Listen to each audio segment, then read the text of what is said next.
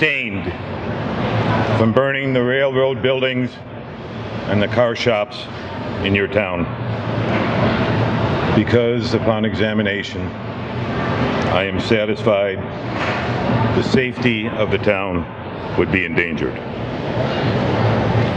And acting in the spirit of humanity, which has ever characterized my government and its military authorities, I do not desire to involve the innocent in the same punishment with the guilty. Had I applied the torch without regard to the consequences, I would have pursued a course of action that would have been fully vindicated as an act of just retaliation for the many authorized acts of barbarity perpetuated by your own army on our soil. But we do not wage war upon women and children. And I trust the treatment you have met at the hands of my soldiers will open your eyes to the monstrous iniquity of this war that is waged by your government upon the people of the Confederate States, and that you will make an effort to shake off this revolting tyranny under which it is apparent to all that you yourselves are groaning. Now, I have taken possession of your town by authority of the Confederate government. Your town is safe. Private property will be respected. Guards have been posted at every public building. The taverns have been closed. My headquarters will have been set up in the center of town in the courthouse. My men need supplies, food, and clothing. I have conveyed my army's needs to your Chief Burgess and to your Committee of Safety. Our needs include 165 barrels of flour, or 28,000 pounds baked bread, 3,000 to 500 pounds of sugar, 1,650 pounds of coffee, 300 gallons of molasses, 1,200 pounds of salt, 32,000 pounds of fresh beef, 21,000 pounds of pork or bacon, 2,000 pairs of shoes or boots, 1,000 pairs of socks, 1,000 felt hats, and $100,000. This requisition must be met and delivered to the Center Square at 4 p.m. No questions.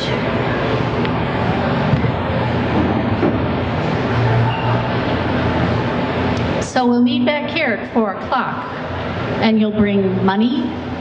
There is an ATM over there. Molasses, shoes, and everything else that General Early demands, because we are occupied in York City. Truth be told, the occupation truly happened on a Sunday, June 28th, not the 27th. So you're experiencing an artistic rendition of what this community actually experienced. The fear, the trepidation of being surrounded by people in gray. There were many other things that happened in York County in the days leading up to Gettysburg. The burning of the Columbia-Wrightsville Bridge turned the Confederates back through York onto Gettysburg. The Battle of Hanover, where Jeb Stuart somehow took a detour. Obviously, the occupation here. Also around the county, the railroads were attacked. Telegraph lines were disrupted. If you remember, maybe you don't, there was a Civil War hospital at Penn Common, now Penn Park. They fled the hospital and hid. And there was a prolific underground railroad that ran through York County across the river. The York County Heritage Trust is mounting an exhibit that opens this Saturday called The Fiery Trial, which commemorates all of these wonderful activities and historic stories. As the primary historical organization for the county, we want to share these incredible stories through our collections that are three-dimensional, like Bibles, pikes, and documents that really tell us what happened 150 years ago. We don't want you to miss this opportunity to see the Bible that saved Jacob Christ from being shot in the heart, the pikes that were at Harper's Ferry during John Brown's raid. We have 2 of them. We want you to read the letters and experience that fear, trepidation, anxiety that all of the local people felt when Confederates were running around the county. And we were basically not defended at that time. We want you to experience that troop movement with an interactive map in our exhibit, a touch screen that will help you learn what happened in York County. So this Saturday, you all are invited to the opening of our exhibit for free from 10 a.m. to 4 p.m. We have a lot of activities going on. We have Civil War music. We have children's activities. We have Civil War Jeopardy that Jim Lewin actually is doing, our own Jubal Early. We also will be open on Sunday, special hours 12 to 4, and on July 4th. So if you're wandering around, wondering what to do, July 4th from 10 until 2. So we hope that you will come to the York County Heritage Trust and experience what York County's Civil War activities looked like, felt like, through the personal stories and the objects that we collect each year. Before departing this occupation, I just want to thank everybody here, especially our General Jubal Early, Jim Lewin, our Piper, Ty Kornbauer, our Confederates, our Central Market, and Carrie Babinchak for allowing us to invade today. We have brochures available for you that talk a little bit about what's in the exhibit, and we really hope to see you on Saturday or Sunday when we open. Thank you so much.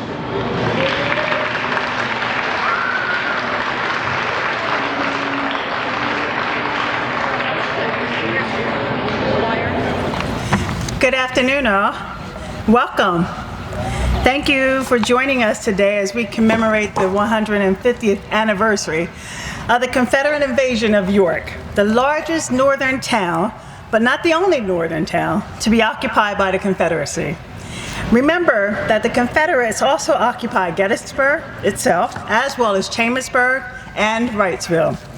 Contrary to rumors, you know how wrong those Confederate spies can be. I stand before you with a leg in a cast, not as a ploy to have the National Museum of Civil War Medicine to move from Frederick, Maryland to downtown York, although that would be nice. You know, I like my businesses downtown, right, Sonny? And I'm not wearing a cast because I was injured defending Thaddeus Stevens' Ironworks in Caledonia, or fighting with the Union General Kirkpatrick over General J.B. Stuart in a cavalry skirmish in Hanover. After all, it might be hard for me to mount a horse to fight in a cavalry regiment when it has proven difficult for me to even ride a Harley. But I can tell you straight up, if I were mayor in 1863, 150 years ago, Generals Early and the men under his command would not have received a hospitable reception in York. That $100,000 that he demanded as ransom would have received more than a cool reception, as you and I would have risked more than an ankle to defend our York. And besides, we could use that $100,000 for public safety. Incidentally, we only paid $28,000 to the Confederacy back in 1863. So I guess we were cash-strapped even then. But Early also demanded immense quantities of flour, sugar, coffee, molasses, salt, meat, food, hats, boots, and socks.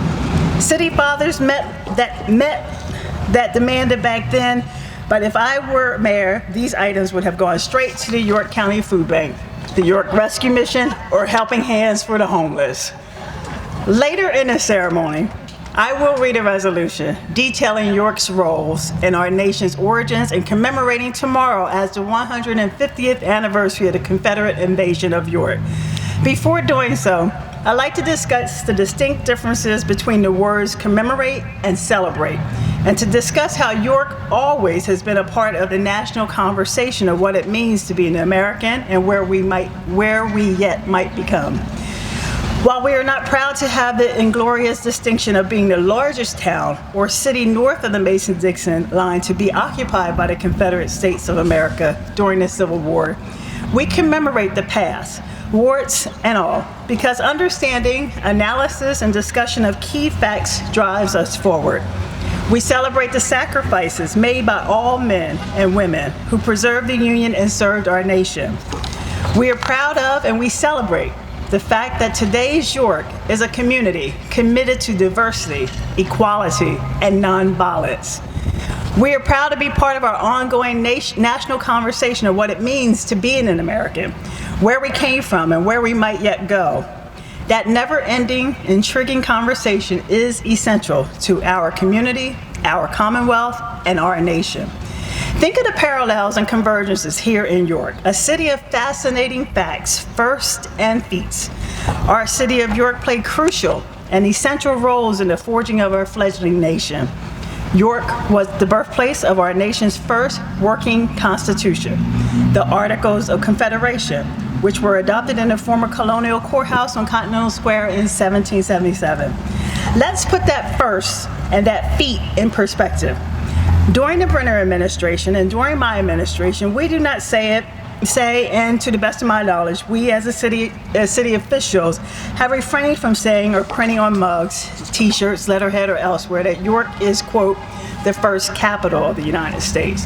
Your city officials have thought that that phrase actually might distract from and cheapen or obscure our indisputably unique role in being the birthplace or the origin of the nation's first working constitution. That role is indisputable. We do not have to exaggerate claims, for our facts, firsts, and feats are fascinating enough. The Articles, formerly known as the Articles of Confederation and Perpetual Union, lasted until our Constitution was adopted in June of 1787 in Philadelphia and took effect in 1789. For 12 years, the Article of Confederation kept our fragile union of states together through the most tumultuous of times until a more perfect union could be agreed upon in Philadelphia. During those 12 uncertain years, when the fate of our nation hung in the balance, the Articles provided domestic and international credibility and stability for Congress to direct the Revolutionary War, to print currency, to conduct diplomacy with Europe, and to deal with territorial issues and Indian relations. And the word Confederation, of course, is in the phrase Articles of Confederation. And it resurfaces with a vengeance in June of 1863, 150 years later, when the Confederate States of America, led by Generals Jubal Early and John Gordon, occupied our city of York.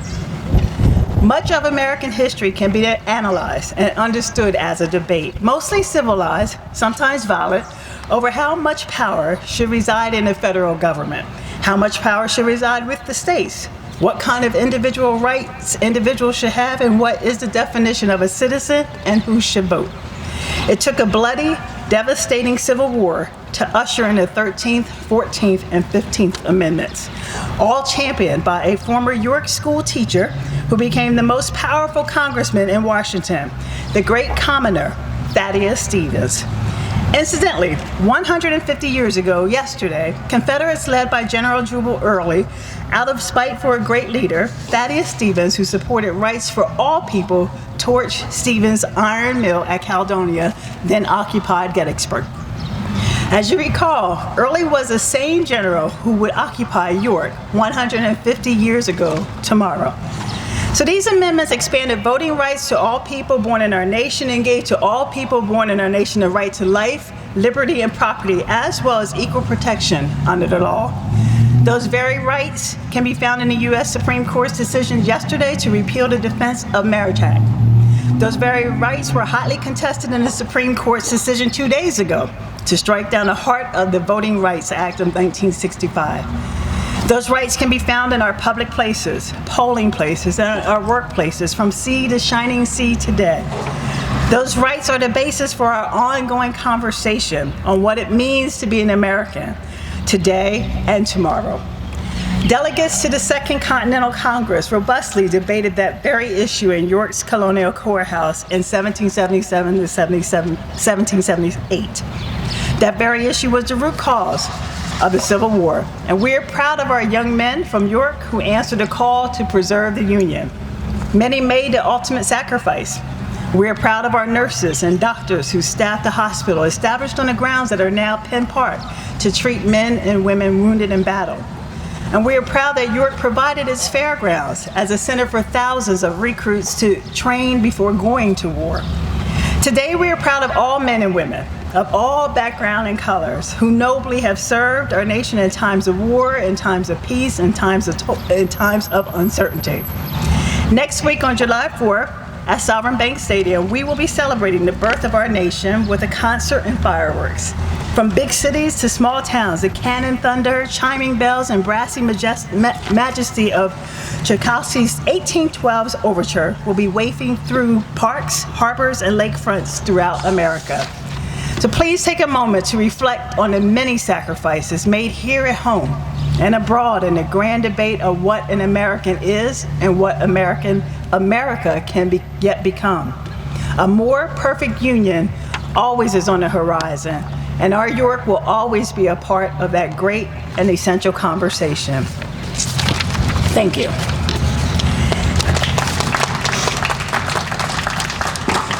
We will now be led or heard, we will have in our hearing, I guess, a poem by our York City Poet Laureate, Carla Christopher. And following her, remarks will be given from historian and author Scott Mingus. Good afternoon. Now, I don't know how many of you were aware of the story of our part in our Civil War history. I freely admit, in writing this poem, it was a research and hunting history lesson. And I came across a quote from a woman who wrote letters to her family after the occupation. Her name was Cassandra Small, a shopkeeper's wife, a very regular person, just like anyone who might live in York today. And she described the invasion as almost more than human nature could bear. To see such a ragged horde marching up our streets and know they were our enemies, panting to revenge themselves. And I thought what it must have been like to have someone coming at you, someone coming to your town, and know that to fight them would almost certainly mean death, would almost certainly mean the destruction of your streets, would almost certainly mean a lack of safety for your children, your families, and your homes. And so I was inspired by the courage that it took to choose nonviolence and peace without losing the heart inside of being a fighter and feeling victorious.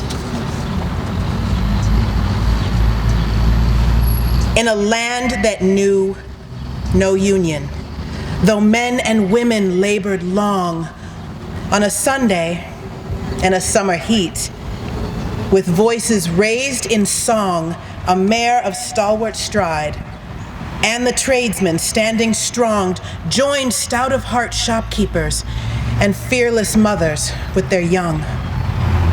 Hand in hand and hip to hip, they formed a heart-strong line with chins upheld and arms firm linked. They looked into the eyes of 6,000 Johnny Rebs with bullets cupped in hand. Revenge the flower in their hearts and vengeance in their stance. A leaden silence weighed the air. We met them, glance for glance. A major general come too early, looked and said, "We cannot take that chance." You see, to meet on smoky battlefield, to spear with distant lance, to close your eyes as the wounded fall beneath the cannon's dance, takes not one half the mettle as to meet with eye to eye the face of death's handmaiden, but keep your weapon at your side. No blood would stain our children's streets, so we blared no trumpet's cry until they lowered their rusty arms in shame and said, "We'll pass York by." Where sledge and anvil met, and where the fiercest furnace roared, 150 years ago, we met death at the door.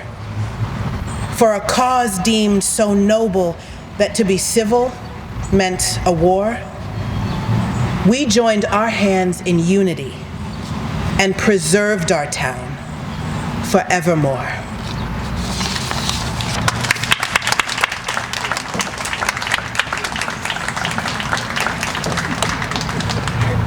"150 years ago, such a long time, and yet just a few moments ago, right this very minute, 150 years ago, a block and a half just to our north, the northeastern corner of Center Square, then the Chief Burgess of York, David Small, members of the town council, leading businessmen, members of the clergy met in the PA Small hardware store.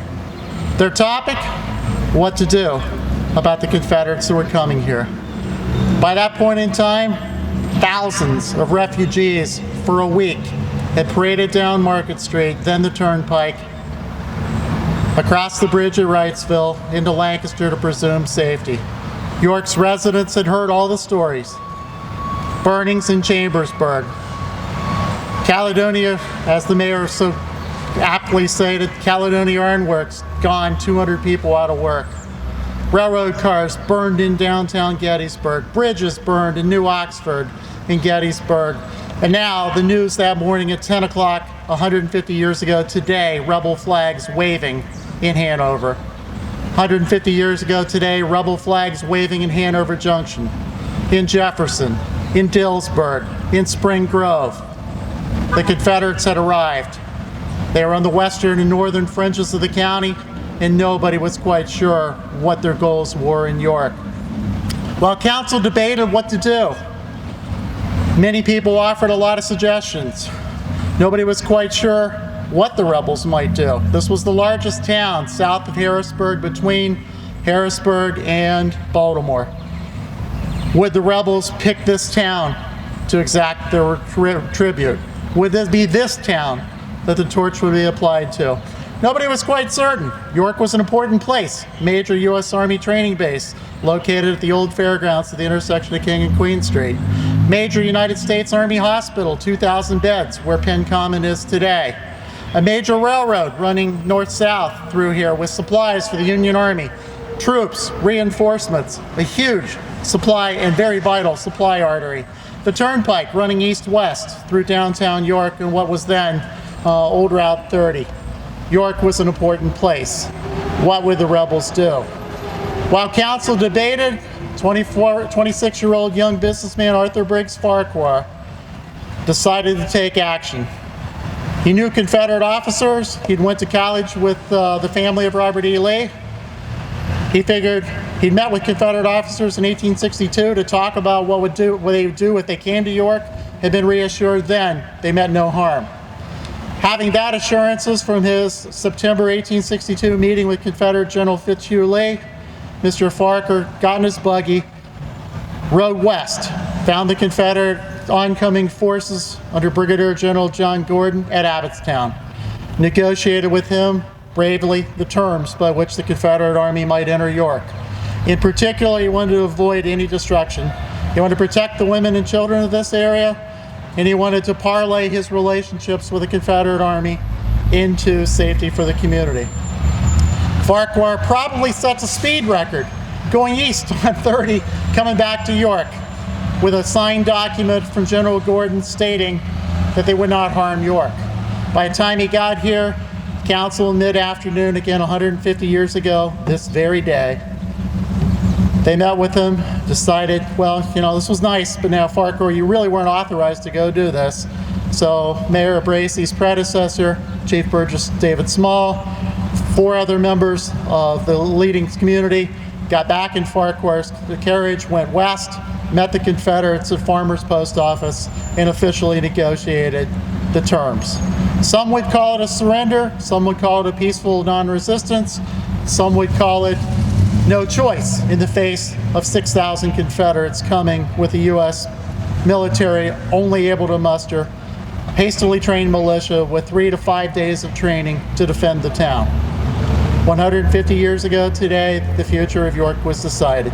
150 years ago tomorrow, 10 o'clock in the morning on a bright Sunday morning, threatening to be a day that most Yorkers would never forget, 1,800 Confederate infantry, 250 Confederate cavalry came down Philadelphia Street, King Street, and Market Street, marching through town.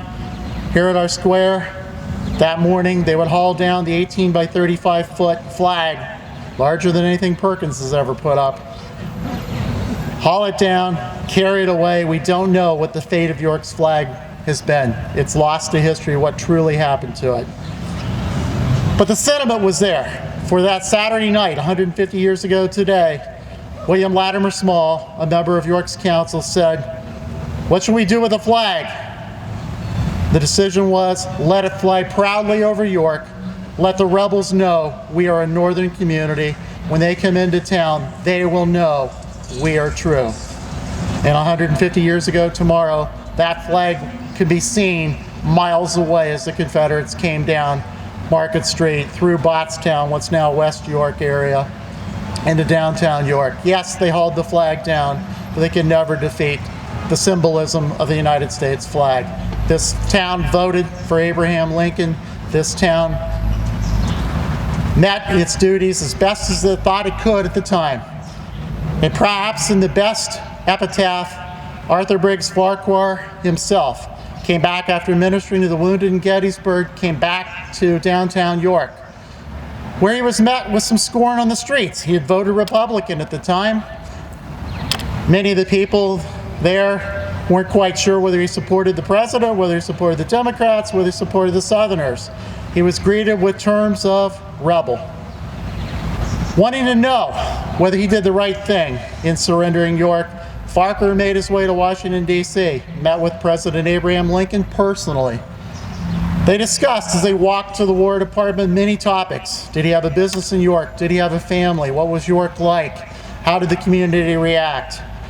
They got to the War Department.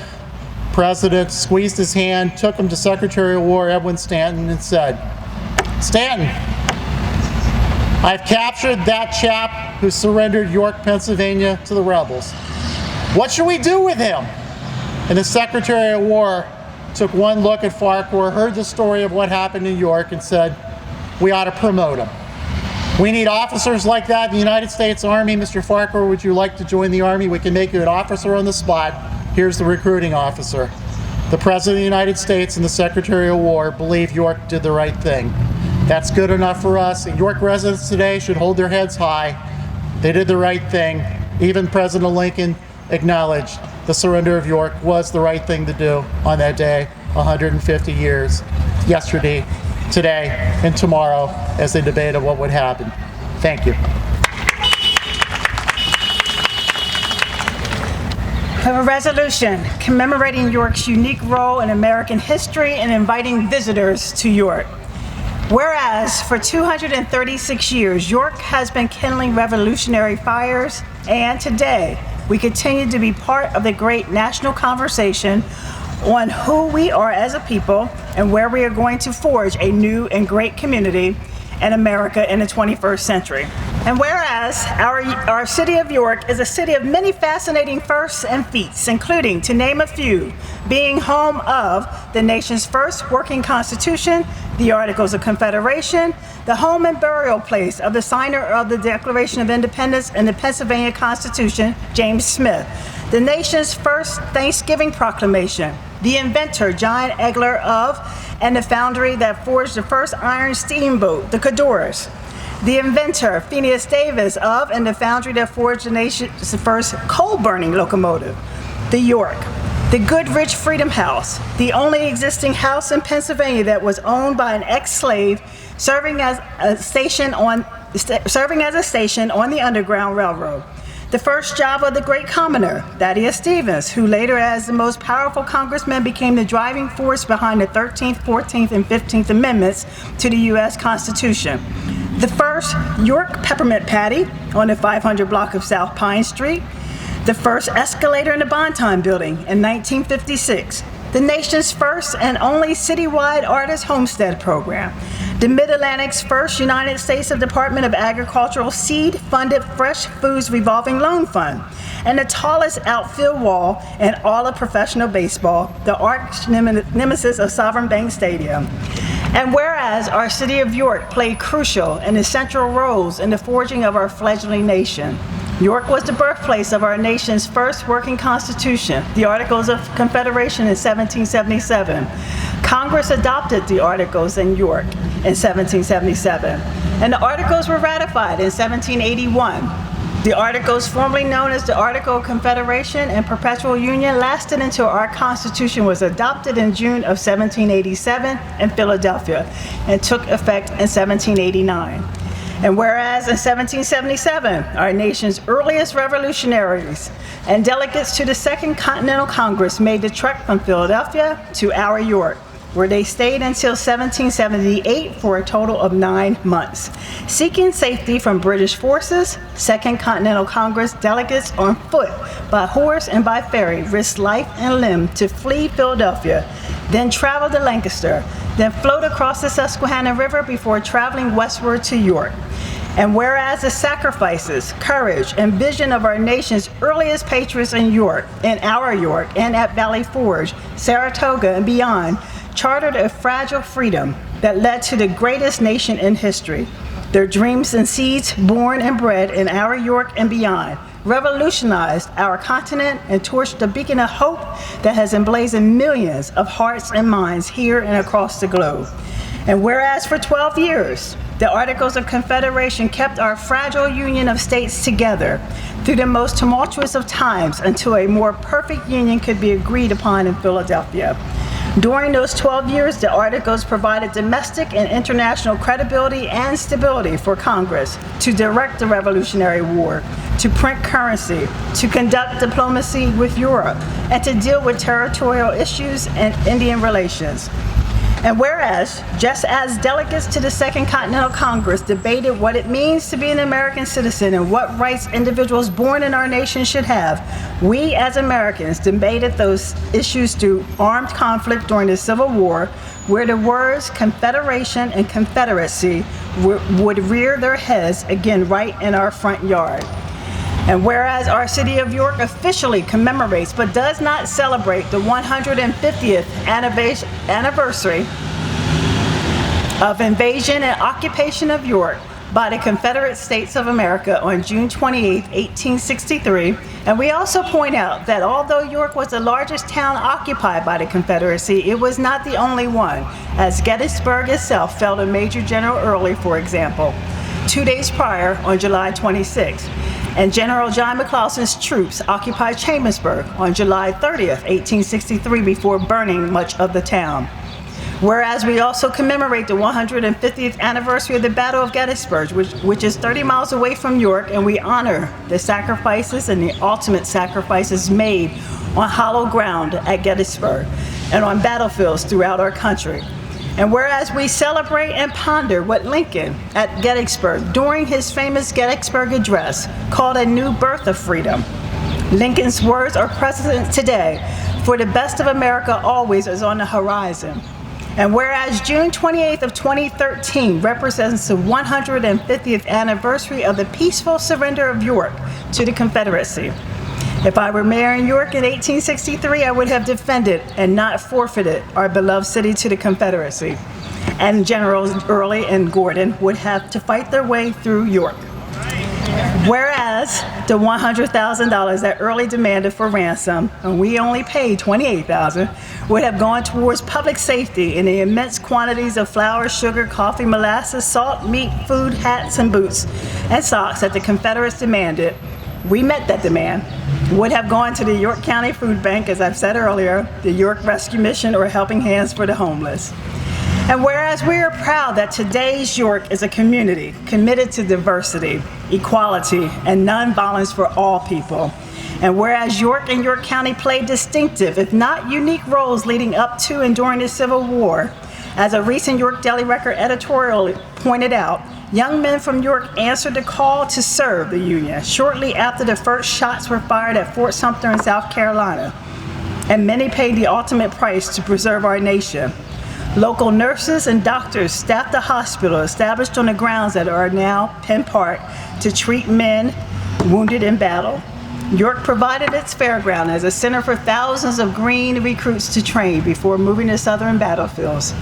And whereas we applaud the York County Heritage Trust exhibit, the Fiery Trail, York County Civil War experience, and all of its excellent exhibits that awaken and hone our understandings of our past and encourage enthusiasts to visit this exhibit and the Trust's great collection of museums, sites, and offerings.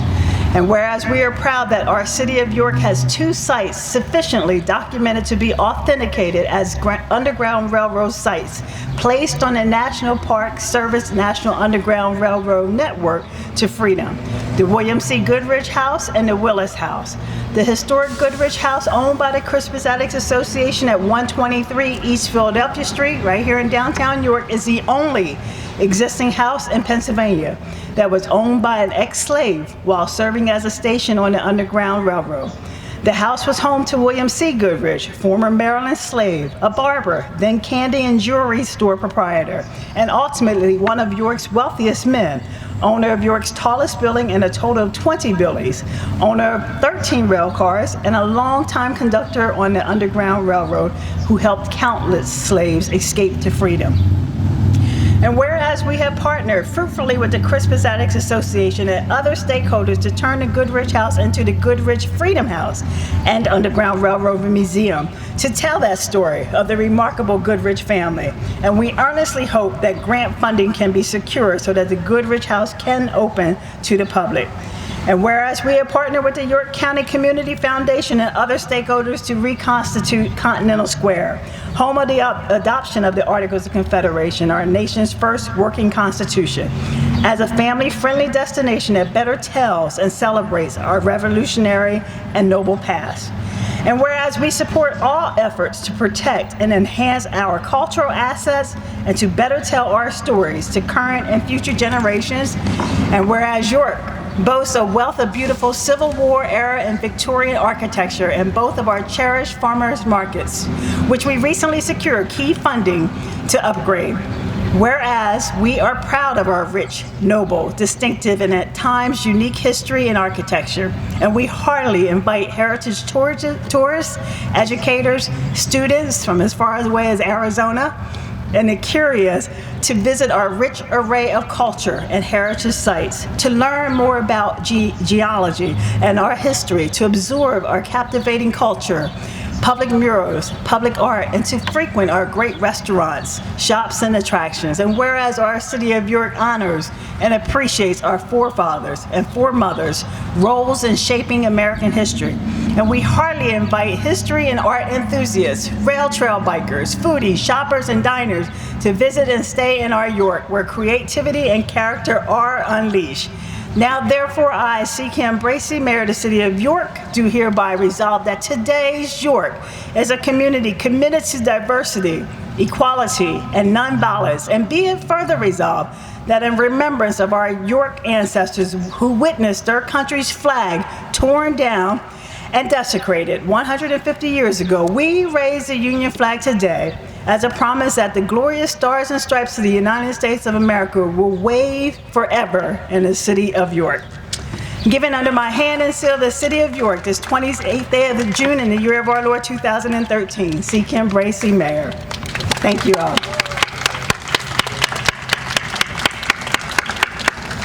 I want to thank publicly one of my friends, Matt Jackson, who helped put that resolution together. That was very profound. Thank you.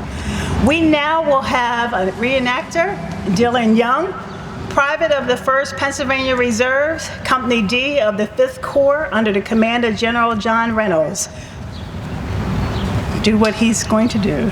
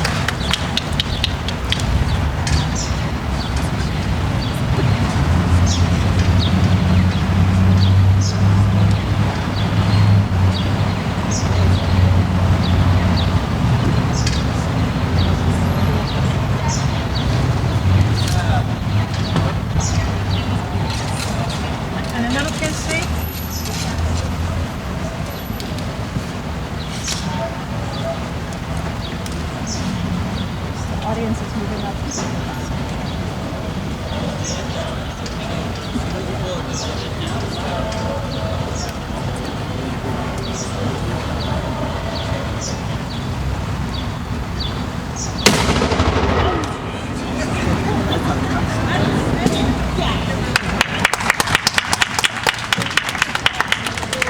Thank you all so very much for coming out this afternoon. We appreciate it. Thank you. I'll do it.